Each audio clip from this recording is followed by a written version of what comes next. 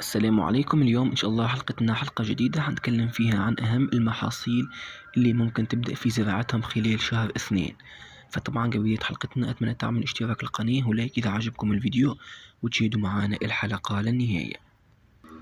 طبعا شهر اثنين بيتميز بارتفاع طفيف في درجات الحرارة وكذلك انخفاض الصقيع، فطبعا شهر اثنين من أنسب الأوقات للبدء في المحاصيل اللي إن شاء الله حنذكرها.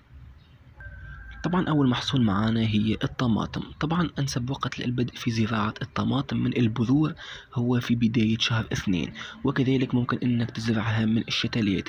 فطبعا لو حابب أنك تقوم بتشتيل الطماطم فابدأ في الزراعة خلال شهر اثنين.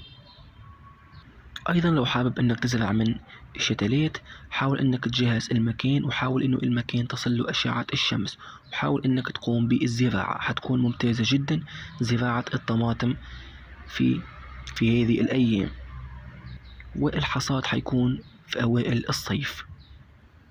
وطبعا ثاني محصول معانا اللي ممكن تقوم بزراعته في شهر اثنين هو الجلبانة أو البازلاء. كذلك البازلاء ممكن أنك تزرعها خلال شهر اثنين، لأنه طبعا الجلبانة بتتحمل درجات الحرارة العالية ولكن لازم تتوفر الماء. طبعا حاول أنه المكان اللي حتزرع فيه تصل له أشعة الشمس. طبعا ممكن أنك تقوم بالزراعة من البذور وإن شاء الله حتنمو معك. وطبعا ثالث محصول معانا اللي ممكن تزرعه خلال الأيام هذه أو في شهر اثنين هي البطاطا. طبعا كذلك البطاطا ممكن أنك تقوم بزراعتها لو كانت درنات البطاطا منبتة. أهم حاجة أنك تتأكد أنه الدرنات تكون فيها براعم وما تزرعش الحبة بدون أي براعم.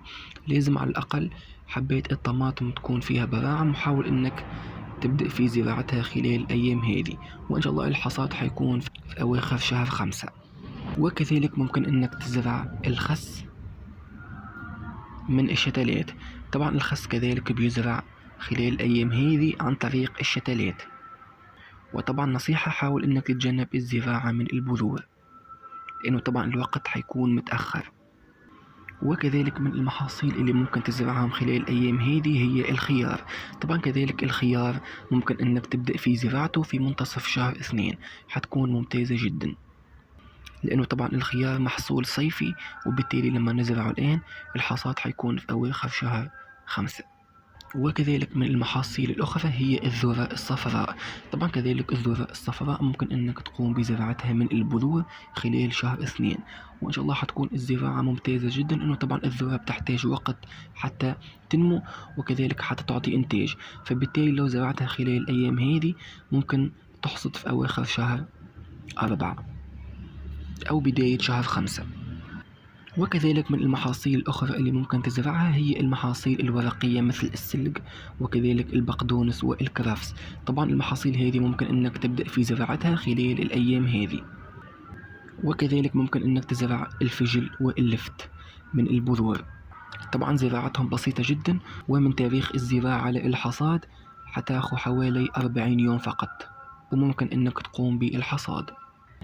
وطبعا آخر محصول معانا اللي ممكن تزرعه خلال الأيام هذه أو خلال شهر اثنين هو البصل الأخضر. طبعا البصل بيزرع من الشتلات مش من الدرنات، يعني حاول أنك تشتري الشتلات وتقوم بتشتيلها وزراعتها خلال الأيام هذه، حتكون ممتازة جدا لو قمت بزراعتها، وإن شاء الله حينمو معاك وحيعطي إنتاج. فطبعا في نهاية الحلقة أتمنى تكون عجبتكم وعرفتوا أهم المحاصيل اللي ممكن تبدأ في زراعتهم خلال شهر اثنين، وإن شاء الله ملتقانا في الحلقات المقبلة. وشكرا والسلام عليكم ورحمة الله تعالى وبركاته.